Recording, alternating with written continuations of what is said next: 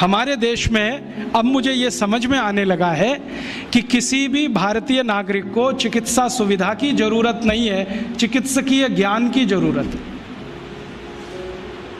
Health facilities नहीं चाहिए, knowledge चाहिए। नॉलेज की बहुत कमी, और इतनी कमी है कि पढ़े लिखे लोग उससे ज़्यादा पीड़ित हैं। छोटी छोटी बातें नहीं जानते। पानी को उबाल के पीना, ये इतनी छोटी सी बात है, लेकिन आज के समय की बीमारियों में सबसे इफ़ेक्टिव है, खासकर 3 महीने की ये जो। तो आप उनको बता दो भैया पानी उबाल के पियो, उबाल के पानी पीने से क्या होता है वो समझा दो उनको, 10 मिनट में समझ में आ जाए। फिर उनसे कहो कि खाना खाते हो तो कुछ ये खाओ ये मत खाओ, क्योंकि दिनचर्या ऋतुचर्या जो आयुर्वेद की है ना, वो जरूर सीख लो। दिनचर्या और ऋतुचर्या जरूर सीखो, आयुर्वेद की बहुत आवश्यक है।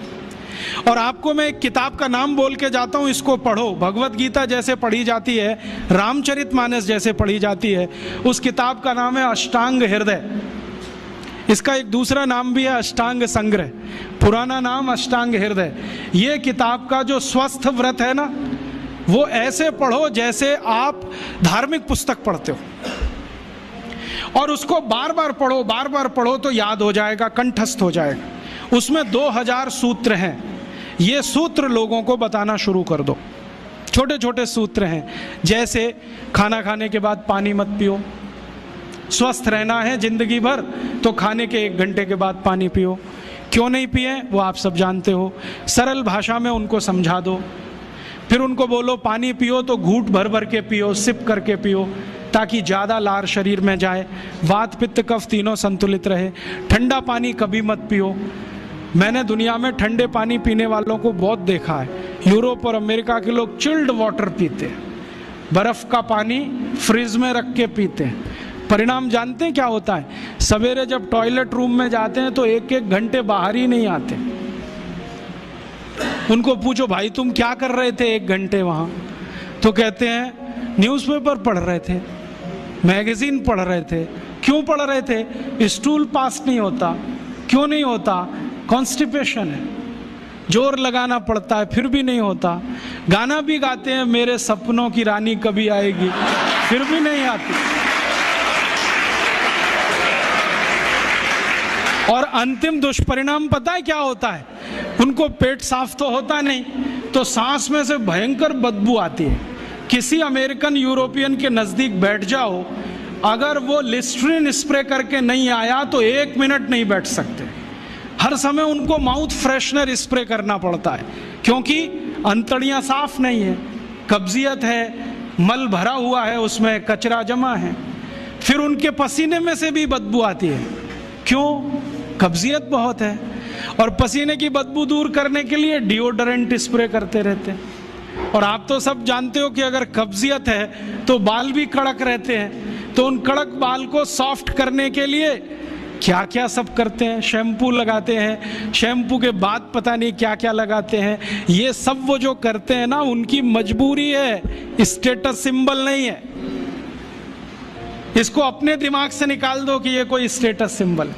तो सरल भाषा में समझाओ, ठंडा पानी पीने से ये होता है, मत पियो, समझ जाएंगे। फिर उनको बोलो सवेरे उठो तो सबसे पहले पानी पियो। फिर उनसे बोलो खाना खाओ तो बैठ के खाओ, कभी भी खाना खाओ तो पूर्व दिशा में मुंह करके खाओ, सो तो पूर्व दिशा में। ये अष्टांग हृदय में इतने अद्भुत छोटे छोटी बातें हैं तो संस्कृत में है, लेकिन अब तो उसका हिंदी भी आने लगा है। तो हिंदी ले लो, हिंदी वर्जन ले लो, इसको पढ़ो, बार बार पढ़ो, और ये जाके गांव में सबको बताओ। फिर उनको कहो देखो ये तो है स्वस्थ रहने के लिए, अब तुम बीमार पड़ो तो बताओ तुम्हारी बीमारी क्या है। ये बीमारी है तो ये दवा है, ये बीमारी है तो ये दवा है। और मेरा आपसे एक निवेदन जरूर है कि अगर आप होम्योपैथी से भी इलाज करो तो उसकी मूल दवा जरूर बता दो। उनको ये ग्रीक और रोमन नाम में मत फंसाओ। आप कहोगे जी मैं तो ऑसिमम दे रहा हूँ, ये उनको कहो ये तो तुलसी का रस है भैया, तुम्हारे घर में फूलों से बनी हुई है, आसानी से मिलती है, जयपुर में मिलती है, दिल्ली में मिलती है। भंडारी वालों को अक्सर ऑर्डर दे के रखो, हमको इतनी भेजो। उनको जो पता चल गया कि आप प्रचार के लिए कर रहे हो तो मुफ्त में भी दे देंगे आपको। तो इस तरह से आप गांव गांव जाओ, छोटे छोटे शिविर लगाओ, गांव वालों को इकट्ठा करो। गांव वाले बहुत दुखी हैं, शहर वाले भी दुखी हैं, वैसे तो वो दुखी हैं। इसका यही सबूत है कि रामदेव जी आए जयपुर में सवेरे 4 बजे तो सब लोग पहुंच जाते हैं वहाँ, पैसा भी देते हैं, समय भी देते हैं। और 4 बजे रामदेव जी कहें टांग ऊपर उठा लो तो उठा लेते हैं, कहें सिर नीचे कर दो तो कर लेते हैं, ऐसे कर लो तो कर लेते हैं। क्यों? परेशान है, दुखी है, शरीर उनका साथ नहीं दे रहा है। और इतने दुखी हैं कि रामदेव जी तो क्या, कोई टिम्बकटू आ जाए उसी के सामने वो आ जाएंगे। और वो दुनिया भर में घूम के आते हैं अपनी अपनी छोटी छोटी बीमारियां लेके। तो इन जो दुखी लोगों का थोड़ा थोड़ा आप मदद कर दो इलाज के रूप में, ये सब आपके भगत हो जाएंगे। और ये भगत हो जाएंगे तो कहो आप भी प्रचार करो इसका, वो भी करें, आप भी करो, तो ये इतना तेजी से मल्टीप्लाई करेगा कि 2-5 साल में एलोपैथी का बाजा बज जाएगा। और बजा देना है अपने को। हाँ, ये संकल्प लेके चलो कि इनका बाजा हमको बजाना है। मैं बहुत जल्दी एक टीवी चैनल शुरू करने जा रहा हूँ एलोपैथी का बाजा बजाने के लिए। इनकी सब पोल खोलनी है मुझे।